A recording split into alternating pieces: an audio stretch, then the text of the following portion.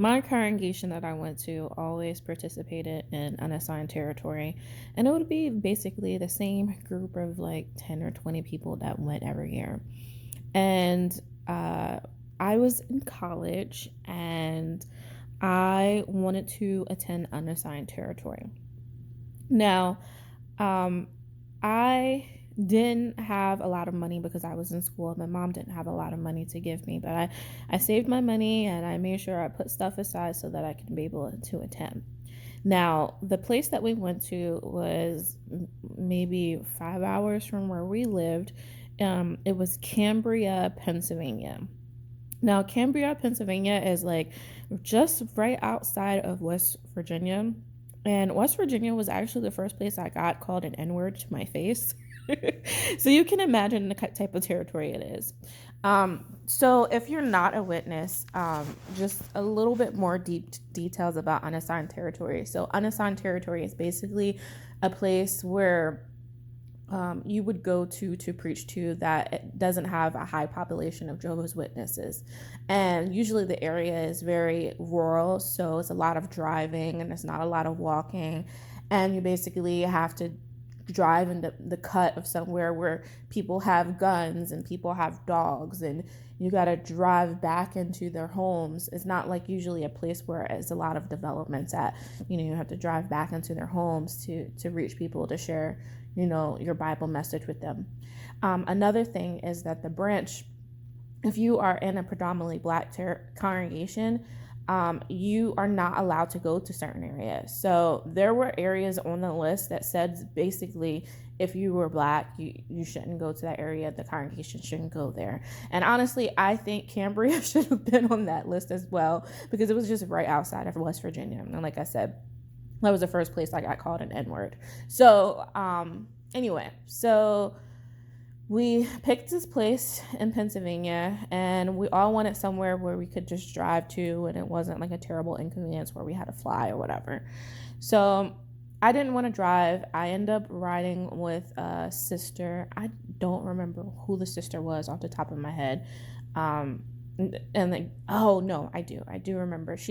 Her husband had recently passed away and she was dedicating her life to Jehovah, and she became a pioneer, and me and her, we rode together to the place.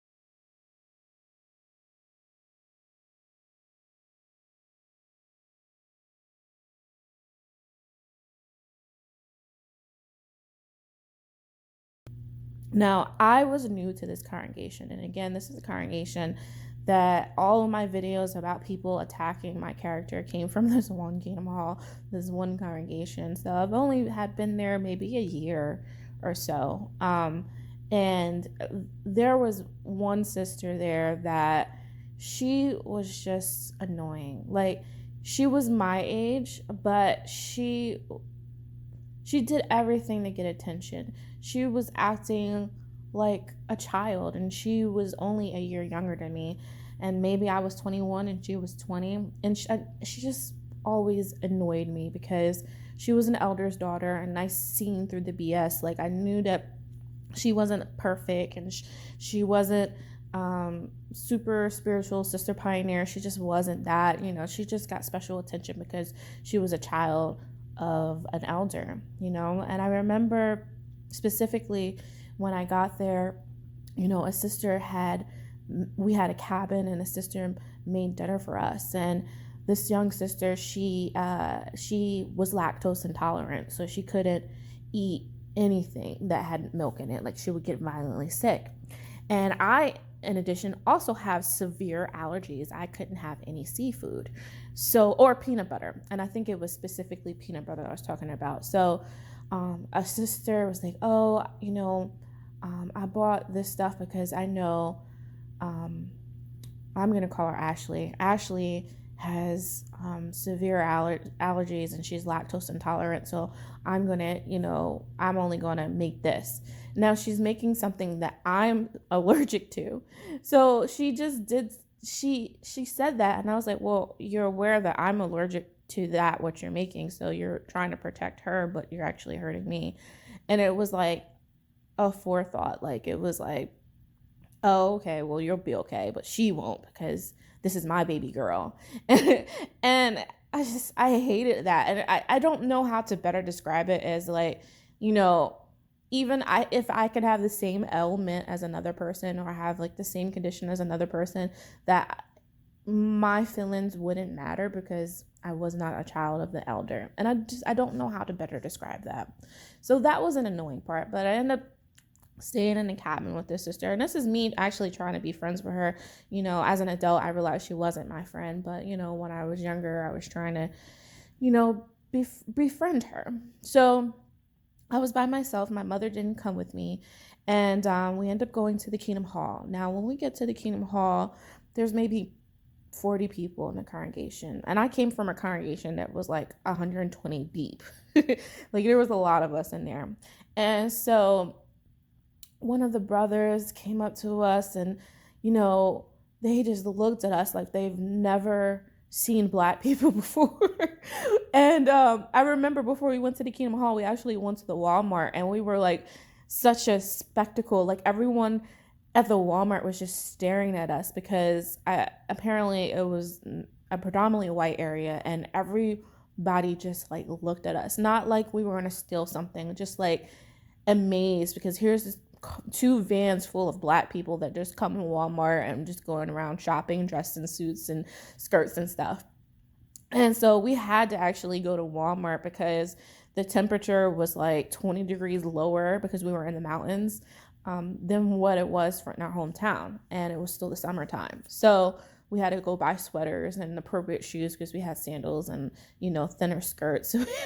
We were just totally unprepared. And on top of that, it rained the entire time. It was very miserable. So we went to the hall and I just remember the brother, he looked at me and looked at one of my friends, another friend of mine, and he was like, oh, come here, my little chocolate chip sister. Like, what? And then I look at my friend and she looks at me and I'm like, did he really call us chocolate chips? And she's like, yeah, he called us chocolate chips. And I'm like, okay, whatever. So, trying to be the loving Christian, you go and you hug the brother. And then we participate in the meeting and all the fun stuff. And then after the meeting, we go on service because that's what we're there for. We're there to go out in the ministry every day to help out the congregation because they need help. Now, there was this brother there. He just had graduated MTS school, and he was the most arrogant, passive aggressive, meanest brother. And he was the elder. When you graduate MTS school, you go straight from a servant to an elder. So I guess he had assumed that he was going to stay in his same congregation, which some congregations do. They move them locally, but he actually got moved from another state. So he was from like North Carolina, South Carolina, and they moved him all the way to Pennsylvania. So I had asked this sister, I'm like, his personality was so jarring. As someone that's supposed to take the lead in a congregation, his personality was just so mean that I asked the other pioneer, I'm like, what is wrong with him? And she was like, you know what? I think he's like a third generation Jehovah's Witness. And he went to a congregation where everyone in his family were witnesses in the same congregation. So he is just like that. But I think he's just spoiled. And like, here's it's like his attitude was terrible, and here's his sister trying to explain his attitude away, but this is the brother supposed to be taking the lead in the ministry. That's what he's there for. So we get into our car groups, and In that same breath, that same brother also had a crush on me. So apparently he was engaged, but that didn't matter to him because he was flirting with me the whole entire time. Now, the same sister that I said to her, that why is he so miserable? What's wrong with him? She's now trying to hook me up with this man. She's like, well, he seems to listen to you, and he seems to, actually care about what you say, because he was getting on my nerves to the point where I was like checking him. He had to be like maybe 27 and I was 21, and I was checking him. I'm like, all right, you don't need to talk like that. You don't need to say that. And like the sister pioneer were like, yeah, say it. Go ahead, tell him. And I was like, are you trying to play love connection? This man is miserable. Why do you think I want to be with him? So I remember us going door to door and her getting like visibly agitated with me because she was really trying to hook me up with this miserable MTS brother. And I was trying to explain to her, like, I don't like him. She's like, yeah, but he actually listens to what you say and he actually likes you. And I'm like, oh, so I should feel privileged because the most miserable person in the congregation has a crush on me. Like, no, I don't want him. And after I told her that, she kind of stayed away from me the rest of the trip because I was just agitated. On top of, him with his attitude, and then, it raining the whole time, and then everyone staring at us because they've never seen Black people before. It was just the most miserable trip that I've ever been on.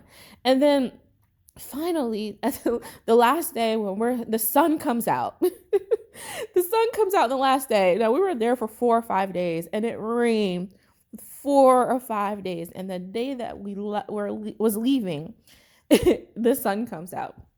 And we think things are going to be good and, things are going to get better. Nope. One of the sister pioneers flips out and she like tells off everybody in the car group. To this day, I have no idea why she was upset, but she felt like, from what I summed up, she felt like, she wasn't getting enough attention, or the brothers didn't care about her or make sure that she was okay. And she just ended up flipping out on everyone in the car group. And she ended up leaving the car and stomping out the car and switching to another car. And then that was the end of the trip. And let me tell you, that trip it's not, we didn't do anything. Like, I feel like it was the most wasted time of my life being a Jehovah's Witness. Like, it rained the whole entire time. We couldn't walk up and down the street. The person that's supposed to be happy and encouraging, that helped push the congregation along, he is the most miserable person to be around. The sister is trying to connect me with him so I can date him, and I hate his guts, and then we're being stared at everywhere we go. It was that was a crazy unassigned territory trip, and honestly, that was the last one I went to. I didn't go to another one after that. It was the worst trip ever. But anyway, that is my crazy story about unassigned territory. On to the next video.